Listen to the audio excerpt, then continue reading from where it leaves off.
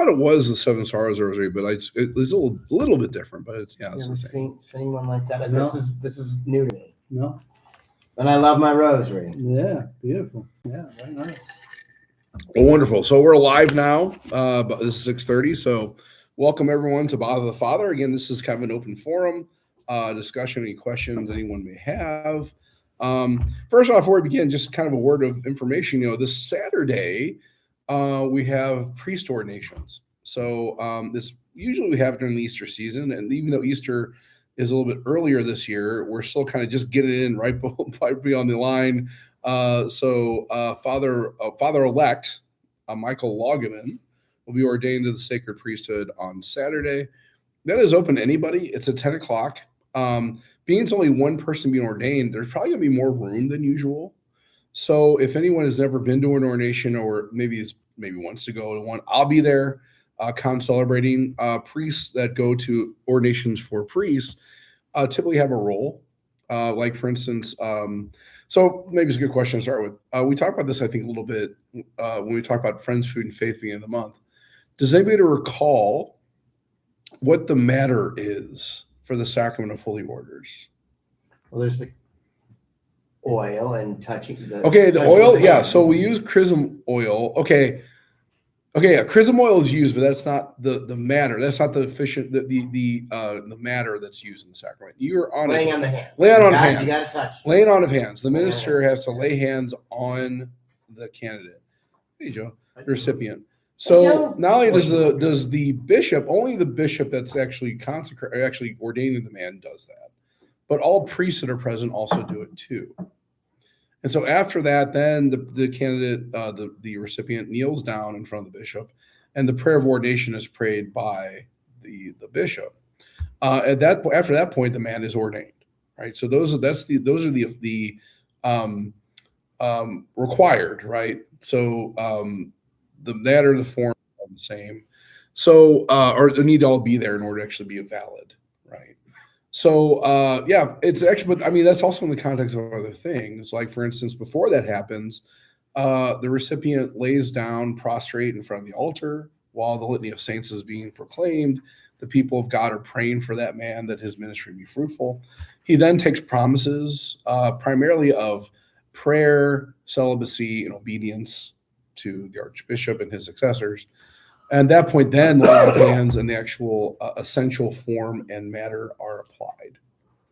And then there's other thing. I mean, so then after that, typically the priest is vested, right, with the chasuble, the stole. His hands are consecrated with chrism oil, setting them apart for the ministry he's about to do. He then is also given the chalice and the ciborium with the bread and wine. And finally, everyone that just laid hands on him then gives him the sign of peace. Right. So it's a very beautiful ceremony, very moving. I think people find it very moving. It's longer, but it's also really cool too. Yeah, right. Also, speaking of long liturgies, that night also, just get this out here as well. We've communicated this in the bulletin. Is also we're going to be in the Flockness this weekend, but also this Saturday is Pentecost. The vigil starts at 4 p.m. The vigil, actually, for Pentecost, the more solemn form, which is what we're going to be doing this weekend, kind of follows the same pattern as the Easter vigil. So what's going to happen this weekend here at St. Anne is we're going to process in. We're going to start the Mass as usual. We're going to have the Confiteor with the Kyrie, and then go right into an opening prayer, and then an invitation for Liturgy of the Word. We're then going to have 4 readings proclaimed. Then we have the Gloria, and then we have the Collect, and then we have the Epistle, and then we have the Alleluia with the Gospel. So for anyone who ever goes to the Easter Vigil, it kind of mimics that. It's not as many readings. We don't have, of course, like the Luciferium, which is like the light of the fire. Mm-hmm. We don't have the Exultet, but it's sort of like this kind of the circle's kind of closed, so to speak, between how we start Easter and how we end it. Is this the first time that we did it last year? Oh, did you do it? We did it last year, and so it's just going to be the 4 o'clock Mass. It's just the vigil. Is that here. Okay. So it's just going to be the 4 o'clock Mass. So anyone who wants to come to that, feel free. If you want to avoid it, though, just so you know, it's going to be a little longer. And again, we don't have baptism confirmations, although we could do that also at this Mass if we had those people, if we had those candidates available. So There's been more of a movement of doing that in certain parishes, and I think it's kind of a beautiful connection between the beginning of Easter and the end of Yeah, Easter. yeah. And so, for those who like liturgy, it's going to be great. And for those who maybe don't, maybe go to the morning mass on Sunday. Yeah. Right. So just FYI. Okay. Well, good. Okay. So that's my spiel. Please, the floor is open for anyone who has any questions. Well, I have a question. I know in the Bible you're reading, and Jesus himself talks about the Father. Mhm. We call you the Father. Mm. It may even be mentioned the title of bishops. I'm not sure anyway, Mhm. but it may. But I don't ever remember seeing, and it could be there, I could very well miss it, the word Pope. Where does that come from? Good. Yeah. So yeah, you don't find the word Pope in the Bible, right? Pope is a term. Really, it's more Italian, right, than anything else. Although even in the very early moments of the church, many bishops were called Pope. Like for instance, in the Constantinople, a lot of times when you were made a patriarch, so there are actually 5 patriarchies that are ancient churches that we recognize as like these kind of higher elevation. They're definitely archdioceses, but they actually have kind of a same, a very similar character of that of like Rome. So, for instance, Jerusalem would be considered a patriarch. So, when you're named the bishop of the Archdiocese of Jerusalem, you also have the title patriarch. These are honorific titles, right? Antioch, where we were first called Christians, right? That is considered to be a patriarchy, right? Constantinople, obviously, would be a great patriarchy. Rome, right? Now we don't necessarily call the Archbishop of Rome or the Bishop of Rome a patriarch, but he would be considered a patriarch because of the ancientness of that particular see. And I'm missing one. Which one? I got Jerusalem, I got Antioch, I've got Constantinople, Rome. Ooh, where am I missing? It's funny though. A lot of these churches are not necessarily like for instance, Antioch. That city doesn't exist anymore, right? Whatever is there now could be considered a patriarchy, but it's not. It's not the city of Antioch anymore. Same with Constantinople, right? Constantinople is no longer. It's now Istanbul, even though the city is still there. The patriarch would be considered. It may be Athens or Alexandria. I'm sorry, Alexandria is the other patriarchy. So if you were named an archbishop of those places, you'd be considered that. Now, in the East, though, if you were named the patriarch of Constantinople or Jerusalem, they would also call you Pope, typically colloquially in those areas. But Pope, properly speaking, it's a title that's more finds its roots in Italian, and it's just Italian for Papa, right? Father, right? So, that's where we get the term from. But yeah, you won't find scripture like, oh yes, and this was the first pope. Now, in antiquity and in history, pope, right? So, like for instance, Ignatius of Antioch, Justin Martyr, right? These bishops that were kind of around shortly after, even during the time of the last apostle, but even shortly after that, refer to the Bishop of Rome as the Pope, right? The Holy Father, or like the kind of the head, right? And defer to him in many issues when there's a kind of a conflict going on between dioceses or within a particular diocese to get that actual clarity. And what's so fascinating about that is this was also being done at the time where there were still apostles alive. So like the apostle John was still alive while there was actually maybe already like 3 or 4 popes in. Yeah. Right. But instead of going to John for resolution, they would write to the Bishop of Rome, Clement of Rome, Sixtus, right? These people that were Pope, even while at the time of like John, maybe even some of the other apostles were still living. It would. Do you see it? And it would be a matter of opinion, to where a pope that was living during the time of John may refer to John for some advice if he needed it. Well, I mean, we don't have any documentation of that. Now part of that's because at the time John was probably exiled, so it was really hard to get a hold of him. Right. Unless you wanted to go to Patmos, but nobody wanted to go to Patmos. Right.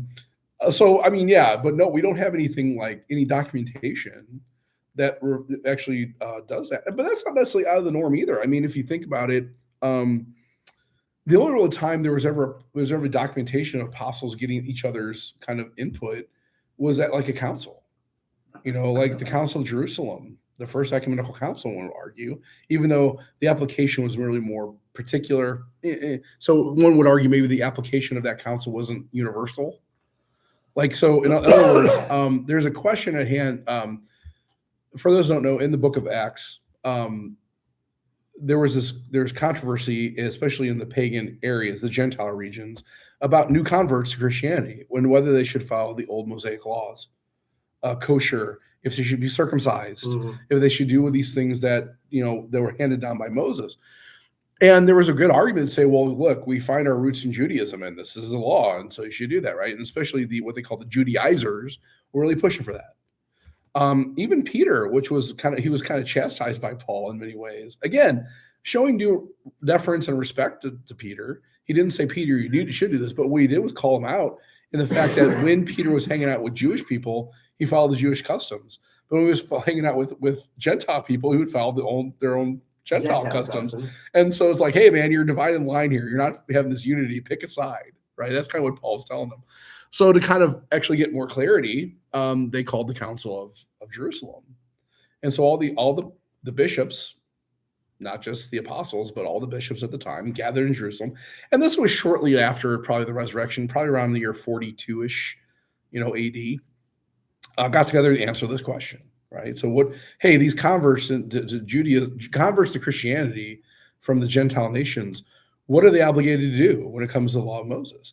And the only thing that was really specified was that, they should refrain from idolatry and eating meat that is strangled, and also probably stay away from blood. Right, as much as you possibly can. Now, there's a question though: is that okay? What about if I'm a Jewish or Israelite that now is following the Christian? I've gotten baptized. I've received the sacraments, but I'm still culturally and ethnically Jewish. They didn't address that, right? They didn't say this is. They said seems like good for us in the Holy Spirit that we do this, but that was answering a particular question when it comes to Gentiles. There's even a question today whether like Jewish people of Jewish ethnicity, if they become Christian, should they still follow the old laws? There's nothing real definitively declared about that. Now, one would argue that one wouldn't necessarily have to, because these laws had a particular meaning and a particular reason at the time, and even have significant theological meaning, but that was leading up to actually the coming of Christ. And so Christ and his actions on earth fulfilled all those old laws to the point where they're no longer binding. Okay, I think that's a good argument. But even if I weren't of Jewish ethnicity, I can still follow kosher. There's nothing saying that I can't, right? So if me as an Irish descent Christian wanted to say, you know what, these laws of Moses seem like they're pretty make a lot of sense, so I'm going to follow those. Okay. That's fine. There's nothing wrong with that. Do you have to? No. But you don't. But also you can, right? So these aspects of these things, like So when we talk about when the apostles were gathered, after they kind of went on their missionary journeys, they didn't really see each other all that often. There's no documentation that actually happened. Maybe there are letters written, but even Paul, other than like running into Peter every so often, maybe James. That was about it, and he was going around and ordaining men to these offices of diaconate, priesthood, and bishop. But if they stuck together, they weren't doing their job, right? Kind of. If the idea is that you want to spread the gospel far and wide, then you probably wouldn't see each other ever. Maybe. Even it's funny, like going to the Camino in Spain, like James the Apostle, he went all the way to Spain. It took him 10 years. He then went back to Jerusalem for the council, and he was beheaded shortly after that, and beheaded in Jerusalem. And they took his body, brought it back to Spain, right? So a lot of these, when you look at the hagiography of many of the apostles, we don't really know much about from the time of the ascension of Jesus and the Pentecost to the death of many of them. Acts only really talks about Paul and Peter. It talks about James, the lesser, who was the cousin of Jesus, who was martyred in Jerusalem because he was the bishop of Jerusalem. Other than that, we don't hear much about the other apostles. We know they kind of scatter, and we have fragments saying where maybe they were martyred, but even that's open to interpretation and suggestion. Like, for instance, Simon the Zealot. Some say he was actually martyred in Lebanon. Some say he actually went all the way up to like Turkey, even to like maybe close to the USSR, like into like Russia. Russia. So who knows, right? We know he's an apostle because he's named an apostle, but other than that, it's kind of anybody's guess. Right. We do have their remains. I mean, all the apostles, we actually have their remains today, and many of them are buried actually in the Vatican. But also some are buried out. I mean, most of them are in Rome. I mean, most of the martyrs are in Rome. Even other saints have been in Rome, which also has been very controversial over time because one of the reasons why there's so many relics is because of the Fifth Crusade, and that's really kind of tragic. For those who don't know, the Fifth Crusade actually, man, we're getting to different topics here. So the Crusades themselves were actually called as the defense of the Holy Land, and really what they were called as pilgrimages. So what you had at the time were these warring knights, barons, dukes, these noble of noble birth that were all they was fight. But as Christianity spread, there was kind of this reality like, okay, we shouldn't actually be fighting other Christians. But when you're kind of born into that nature, at the same time, there was this spread of the Muslims into the Holy Land and actually threatening the Byzantine Empire. And so the emperor of the Byzantine Empire contacted the only other Christians that he knew, which were Catholics. This is after the split of 1054, and pleaded with the Pope to send help to defend Constantinople. That was the real main purpose. But also what the Pope did was call for a pilgrimages for these people to go to the Holy Land. That was what the First Crusade was directed towards. And it was successful. They actually won back the Holy Land and actually held it for over 150 years.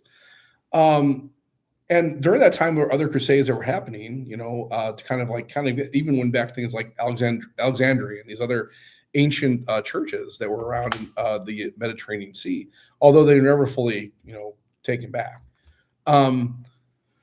You flash forward about 300 years. At this point, what they call the Papal States in Israel fell. They were given back. Muslims conquered again, and so there was another kind of plan to go back and retake it.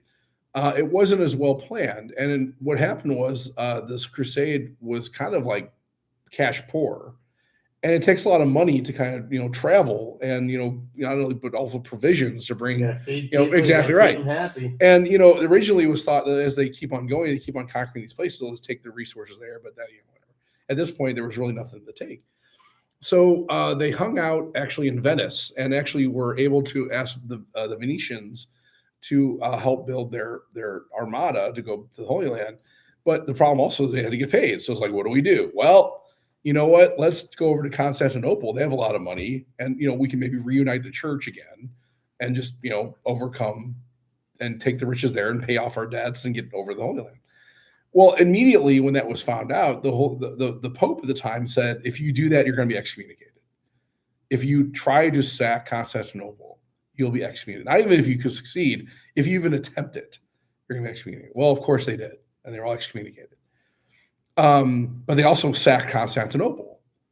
And what Constantinople had was not just like, riches. And at that time was probably less than it was in the beginning. But they also had a lot of relics, a lot of remains of different saints from the area. Because we have to remember, this is like Turkey. This is Asia Minor, where like places like Ephesus, Nicaea, these like historical places in church history were present, and there were a lot of martyrs there. So that a lot of the remains and everything were taken into Constantinople to be kept and preserved. Well, these Western Catholics went in there and just took it all and brought it back to Rome, and that's still kind of a point of contention today. This is the Fifth Crusade?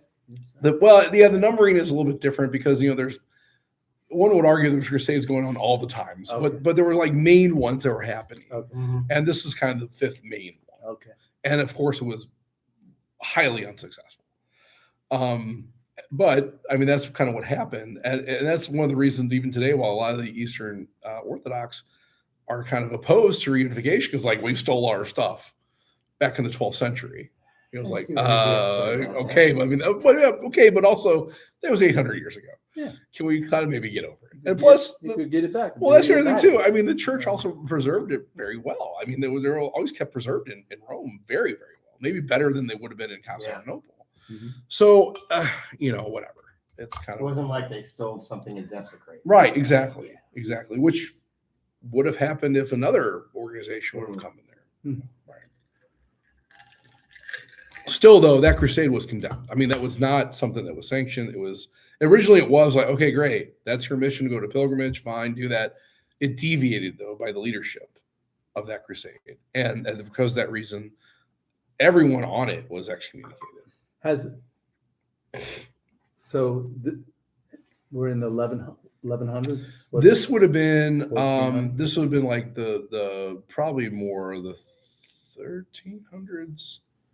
Yeah, 1200, somewhere around there. Yeah. So in the modern era, have popes ever excommunicated anybody, like in large numbers? No, I mean, more contemporarily, we've seen more excommunications being lifted, or at least definitely, like for instance, the excommunication with the Eastern Church has been lifted, right? So Pope Francis, as well as Bartholomew, the Patriarch of Greece, lifted excommunications that were present back from like 1054. Okay. Now, that doesn't mean we're completely unified. I mean, the same kind of thing as like, okay, think of like right now what's going on with the SSPX. So for those who don't know, the Society of St. Pius X has made a declaration that this summer they're going to consecrate bishops. Now, what's interesting about that is in order to actually do that licitly, the Holy Father has to. The Holy Father said, "Don't further. Let's try to have some dialogue." But the SBX has kind of responded with that, saying, "We've already kind of talked about all these things, and we need." Their argument is that they need bishops in this fraternity, and the reason being is because the SPX is kind of dedicated towards the tradition of the church, namely the exercise and the upholding of the extraordinary form of the liturgy.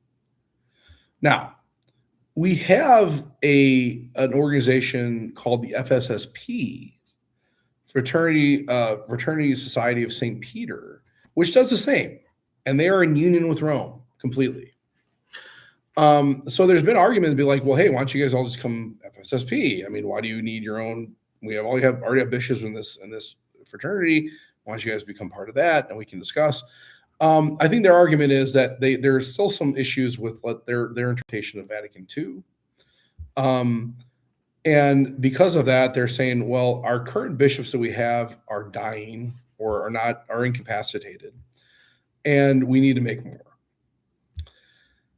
I don't know how good of an argument that is. I can't say one way or another. I don't know. I'm not really an expert in this discussion or what's going on. I know there's been dialogue over the last few years, and even there was a excommunication that happened back in 1988 for a similar reason. For those who don't know, the SSPX kind of came out of Vatican II as sort of a contrary to what the teachings of Vatican II were promoting. And namely, they were much against what they call the Novus Ordo, the new mass that came out of Vatican II, the one we celebrate in most churches today. To the point where they even would say would be invalid. Not everybody, but there's been communication about that. The head of this kind of movement, his name was Archbishop Lefebvre. He was from France. And in 1988, he consecrated bishops without papal approval. And because of that, he and all the bishops that consecrated these bishops, and the bishops themselves were consecrated, were excommunicated because they didn't follow canon law. I mean, that is what it states. That excommunication was lifted, and there's been dialogue recently between the SPX and the church to the point where even like faculties have been given to the SSPX, namely to hear confessions and witness marriages, which is a great thing. I mean, they have valid sacraments. If you went to mass at SSPX, you would still receive the Eucharist. You could still, have these things. So in reality, it's like in essence, there really is no barrier now, except for more of a doctrinal thing, maybe. Similarly, when it comes to the Eastern Church, the excommunication has been lifted, but there's still these kind of like issues need to be hammered out and discussed and finalized, right? The only difference is that the dialogues with the Eastern Church are kind of moving forward, where the dialogue with SSPX kind of seems like it's moving backwards. Now, to be fair, initially why this was done in 1988 was, at least it hasn't been explicitly said, but there were some events going on in especially Assisi when it came to ecumenism, this interreligious dialogue. At the time, there was a prayer service that was actually led by Saint John Paul II, which included Buddhists and Hindus and Muslims and others. And it was reported, and there's actually evidence of this, a statue of the Buddha was put on top of the tabernacle in this particular prayer service. Now, for many Catholics, we would probably say that doesn't seem good. There may be other places you could put that statue instead of on top of our Lord. That seems like a problem. But it was never condemned. It was never kind of like said, clarified. And so curiously, that's when the first consecrations happened with the SSPX. More recently, there's been some ecumenical and interreligious dialogues in the Vatican, not necessarily in like St. Peter's Basilica, but in other places that seem to kind of do similar things. Like, for instance, recently there was a space set up for Muslims in the Vatican to pray. I mean, if you think about it, the Vatican is not a very large place. And so could there be other space outside the Vatican where that could have happened, right? So, I mean, there's arguments about that to and fro.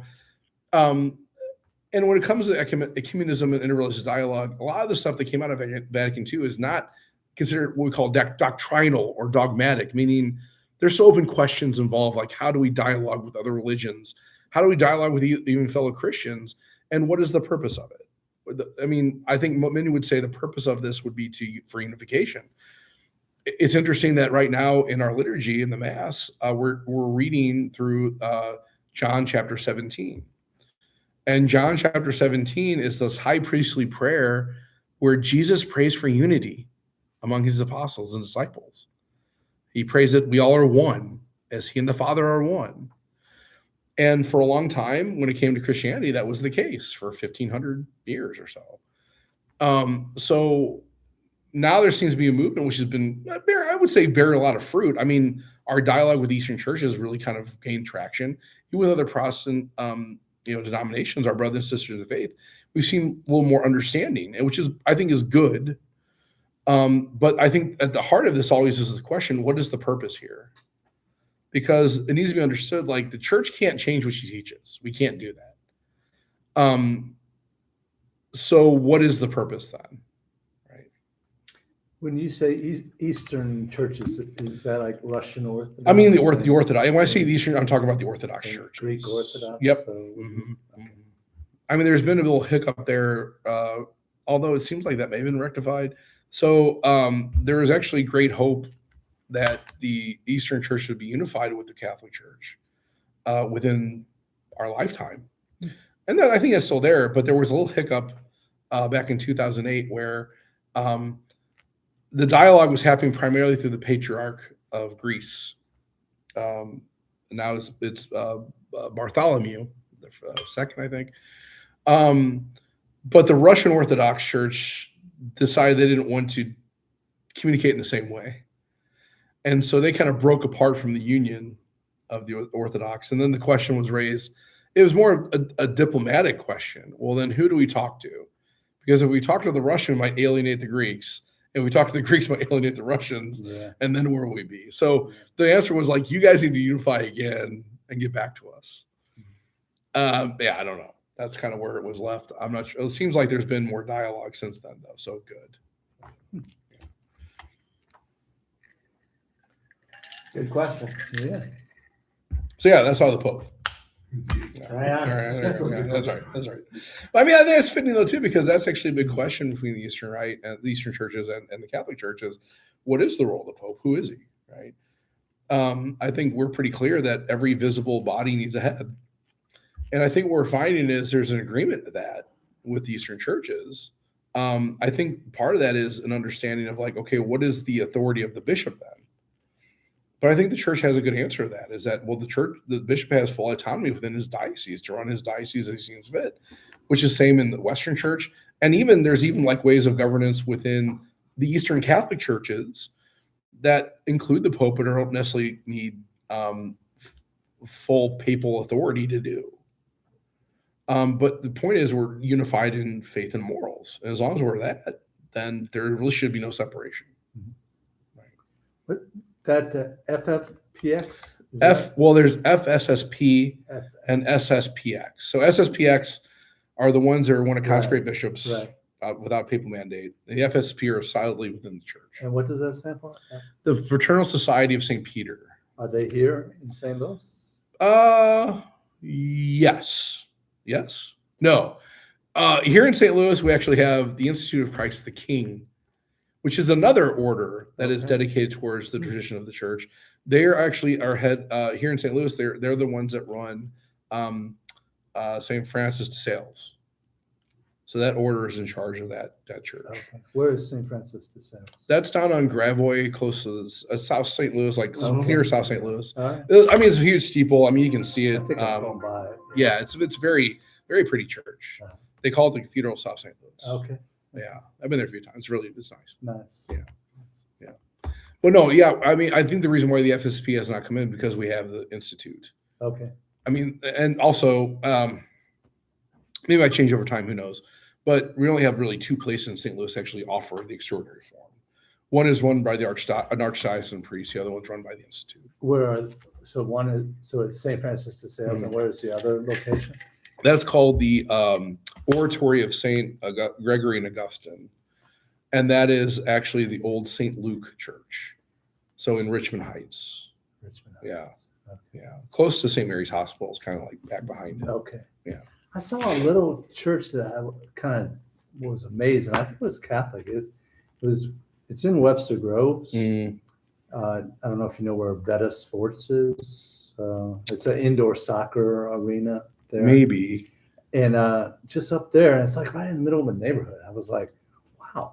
And I mean, it looked like a church from, 200 years ago. I mean, it was like a.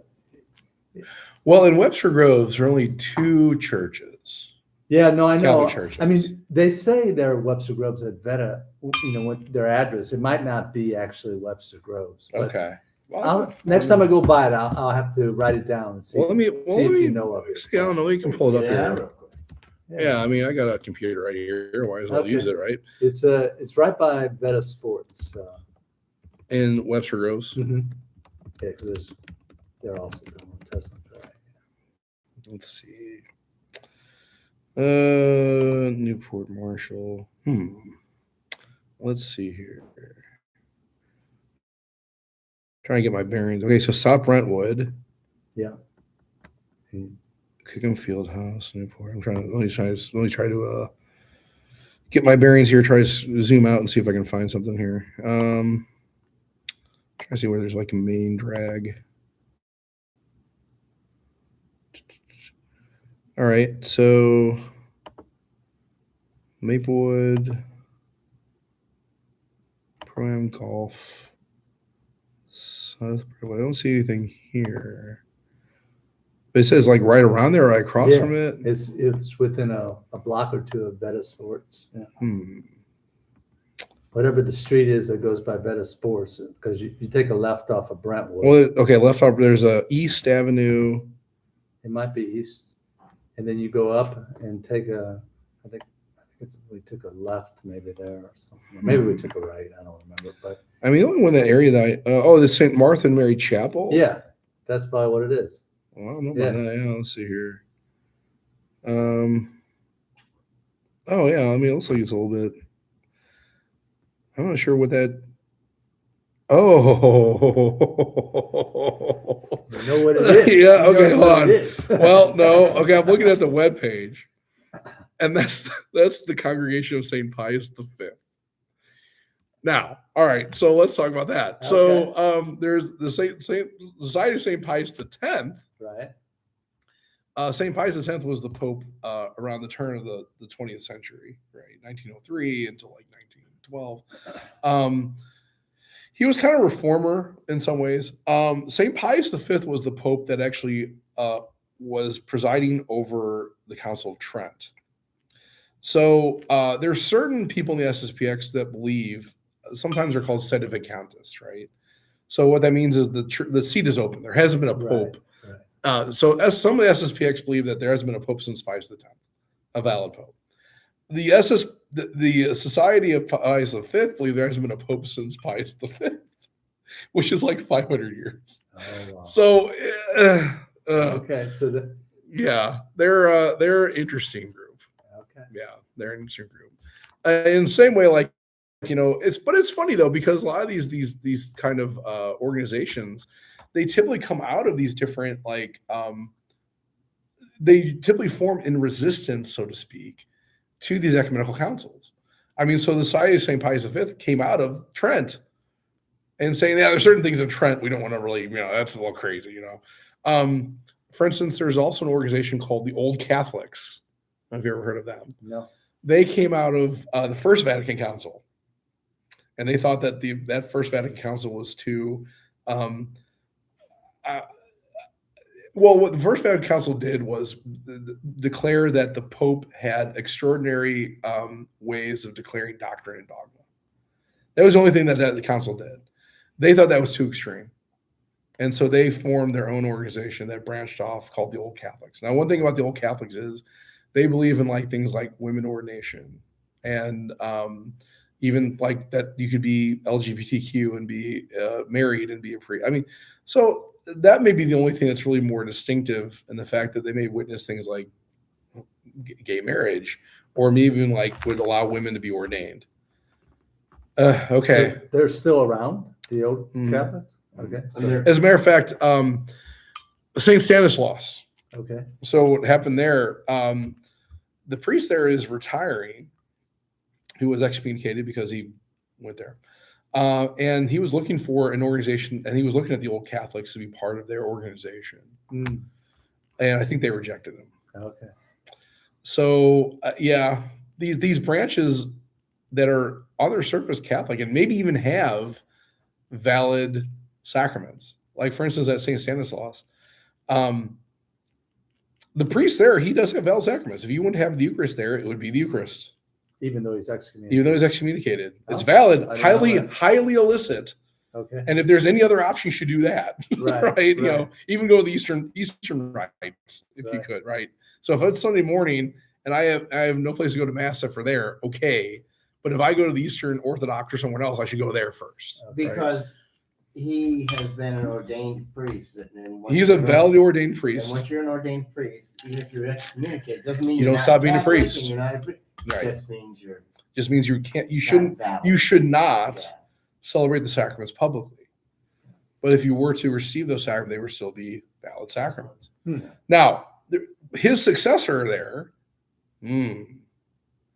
right, because he can't ordain anybody. He's not a valid minister of that sacrament. So if there were someone to follow him there, who ordained Ah, exactly. Yeah. you, right? Right.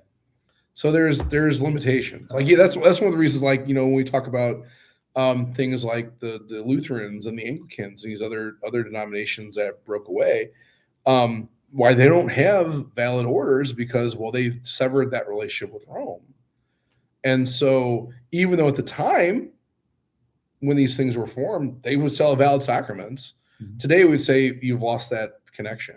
Mhm. You couldn't ordain anybody, Right. and therefore you can't have that. Yeah. Like even the SSPX, they can validly ordain priests. I mean, he's a bishop for that. That's fine. But to actually consecrate a bishop, that's you need those in line with Rome to do that. Okay. Yeah. Good. Well, Any other questions, comments, concerns, heresies? Yeah. no Good comment. Great. One of the things that was brought up last week was parish history. Yeah. I've got the what's it called? Is that the directory? Is that the high school yearbook from 1947? No, this is the book from the 125th, Oh. and it has a lot of Well, Joe, it's interesting for that because last night at Parish Council, so Joe's made a comment that last week we were talking a little about parish history and where it came from, because this year we're celebrating our 170th anniversary, and we're going to do that on our parish feast day, July 26th. It's funny right there because last night at Parish Council, it was asked apparently the Incarnate Word Foundation is trying to gather, and this is something to communicate with the Archdiocese, all the different religious orders that have been served in the area over the last 200 years. And so I wonder if there's any information in there for that too. What are they going to do with that? Are they going to? I think they're going to, part of the mass are going to kind of like recognize them or something. And then they're also talking about maybe doing a plaque somewhere. Yeah. So, yeah. Book. Yeah. A history book. Yeah. well, we've got the parishes that came out of St. Anne. Interesting. List 22 of them. Cool. Uh, How many are on today? That's the question. Wow. Yeah, that's interesting. Read them. Read them to us, Joe. St. Patrick's and University. Actually, why don't you give here because I'll read them out on camera and see if people would be good. Yeah. All right, St. Patrick's University. That's no longer. Holy Ghost in Berkeley. Yeah. Yeah. St. Thomas More in Bell Ridge. Well, St. Catherine Siena in Pagedale. That's gone. St. John James in Ferguson. That's now BTC. St. Louis de Marillac in Jennings. St. Paul the Apostle in Pine Lawn. That's gone. St. Barbara in St. Louis. That's gone. Oh, Father Grease. I know. Actually, it's funny. Oh, interesting. Was he now? It has these pastors here. Was that the founding pastor or the last pastor?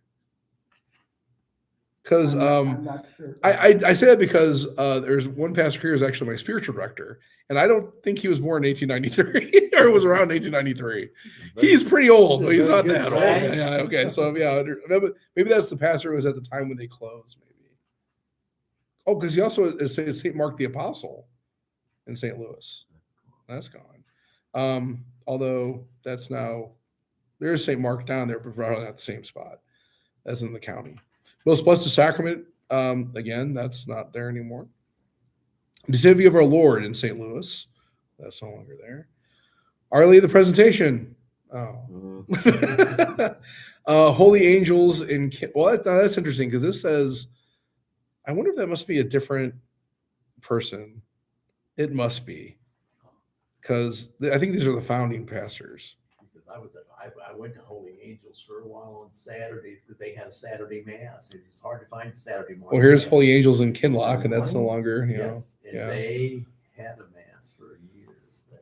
St. Rita, well, even though the church is still there, and same with Our Lady Presentation. Our Lady of Guadalupe, that's still around, Coal Valley. Corpus Christi in Jennings, no longer. Church of the Ascension, Northwoods, that's now part of our parish. Notre Dame of Lourdes in Wellston, no longer. St. Rosa Lima in St. Louis, that just, that was subsumed, but still the church is still there. St. Edward the King in St. Louis, that's no longer there. St. Adalbert in St. Louis, and St. Philip Neri in St. Louis. These must be the pastors, but that's weird because Our Lady of the Presentation has Father Richard Siren. He was pastor there, but that's just been in the last. He was our first pastor. Oh, maybe that's the pastor when this was submitted. Mm-hmm. That probably could be. Yeah. Okay, that makes more sense. We joined the parish when we got married in '77. Richard Zern was the pastor. Okay, because Father Mannion is now at Good Counsel, and he was the pastor, I guess, at this time. Yeah. Okay. Cool. This would have been in 1981 that Okay. Yeah, that makes a lot of sense. That actually makes more sense. Okay. Very good. Could they? This would be a cool thing to do. be republished. I mean, yeah, I mean, you know, well, we are getting a directory made this year, and we'll be doing that probably in September, October. does it say who printed that file? I didn't look at the. Oh, I wonder let's if they're see. still around. CPT Corporation. CPT. There's not too many companies that do this anymore. So we're actually going to have it done for our parish coming up in September, October. Nice. And so, but yeah, I mean, for our celebration, we're going to kind of keep One from this. that. Yeah. Maybe, yeah, Yeah. or maybe like The reproduce it. there was a family that were parishioners here that owned a printing company. They were the Petchers. I don't know if you. I've heard the name. He Yeah. was a professional St. Louis soccer player. One of their sons. Oh, okay, was- okay. He was probably one of the most renowned players that came out of this parish. Got it. All right. Okay. One of many. There are others. It's but- Look how many extraordinary ministers there are. 5. Now we have that at every mass. There's a few more. Okay, very good. Oh, senior servers, grade school servers. Man, look at that usher corps. Bunch of ushers. That's pretty cool. This is really great, Joe. That is cool, Joe. Yeah, I'm glad you saved it. Me Well, too. Dad and mom collected everything, which That is a is problem awesome. at this point. Oh, they even have a St. Anne. Where'd the St. Anne flag go, I wonder?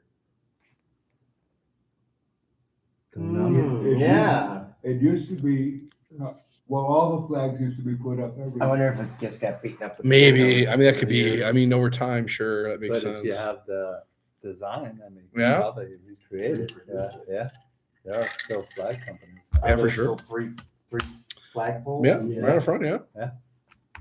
Nothing. Yeah, I don't know why we don't.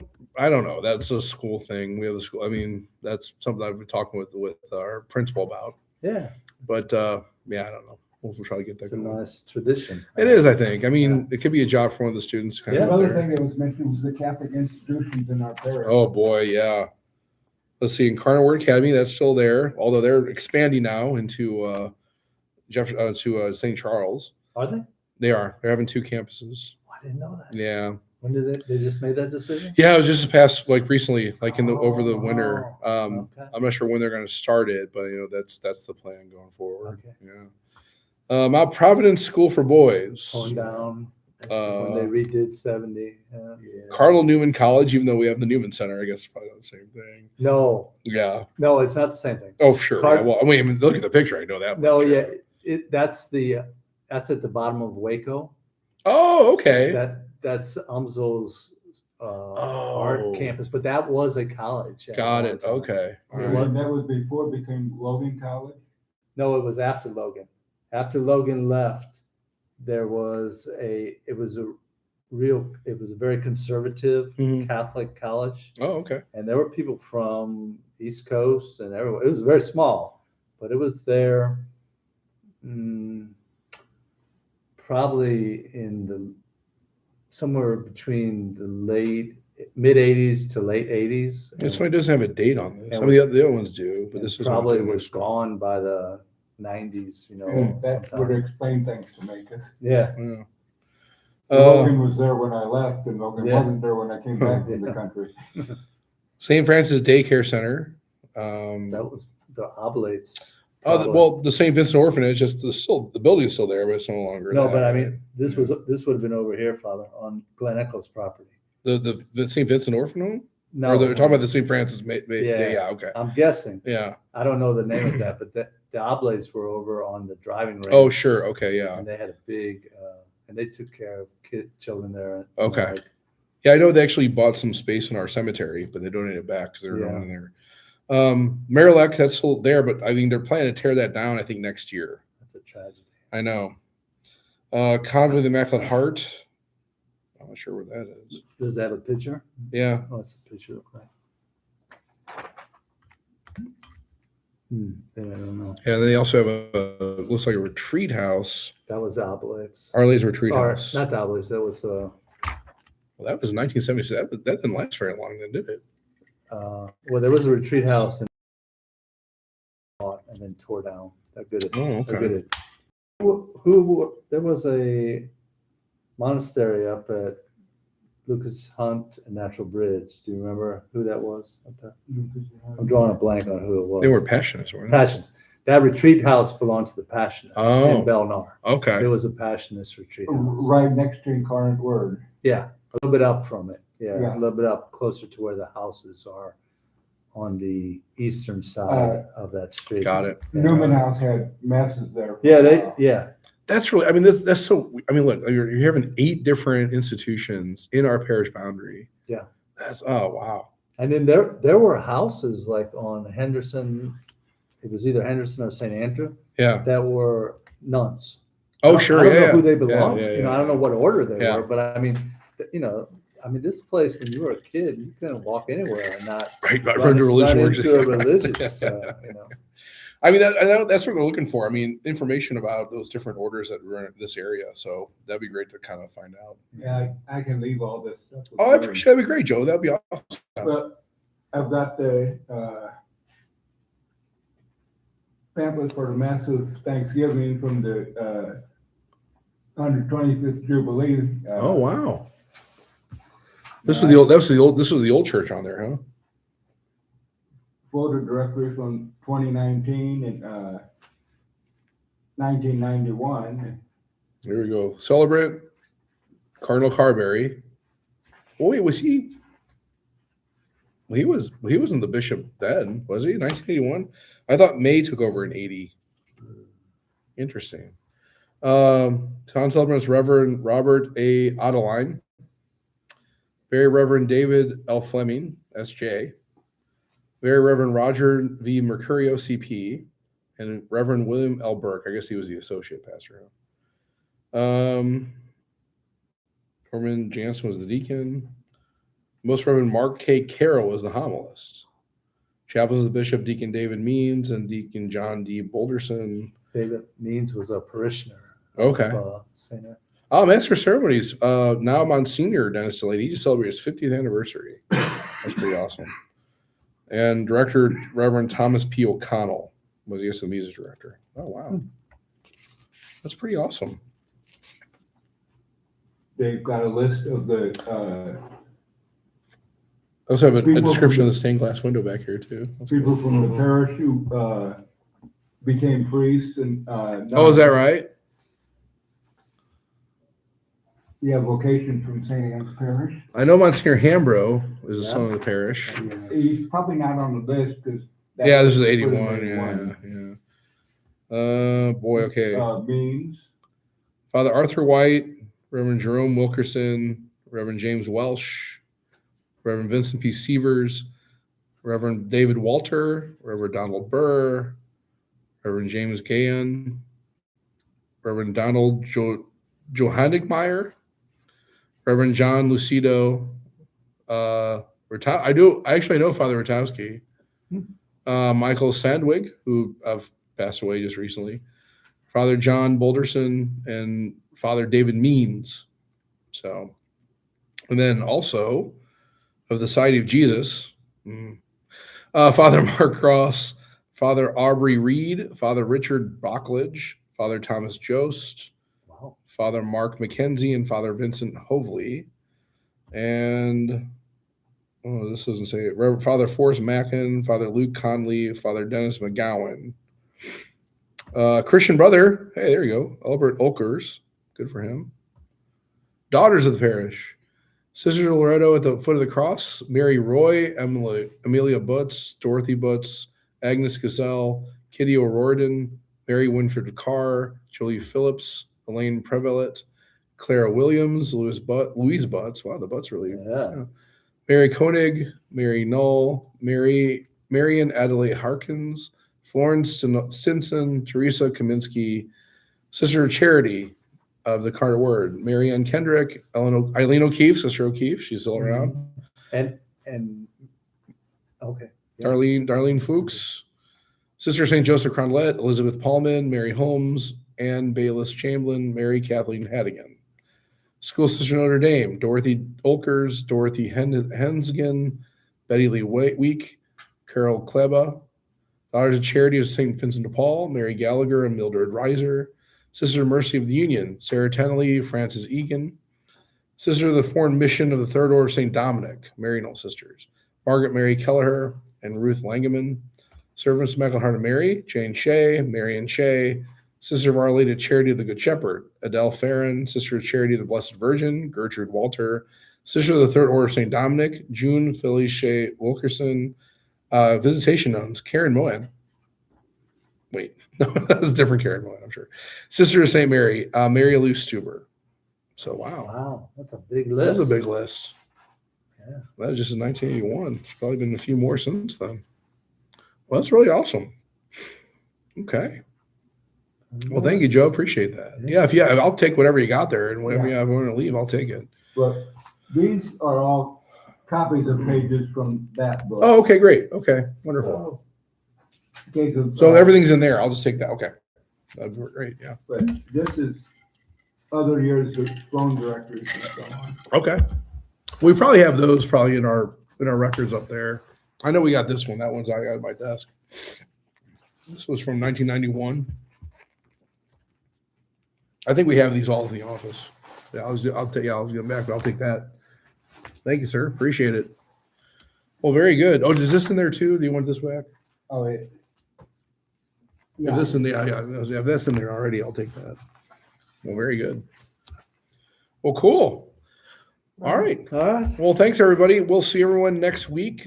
Still be by the Father, and then we'll have to think about what we're going to do for June's Friends Food and Faith. That's it. So we'll figure it out. All right. Thank you, See y'all Father. later. I saw a couple articles I brought you. Awesome. Thank you, sir. Yeah, Appreciate sure. it.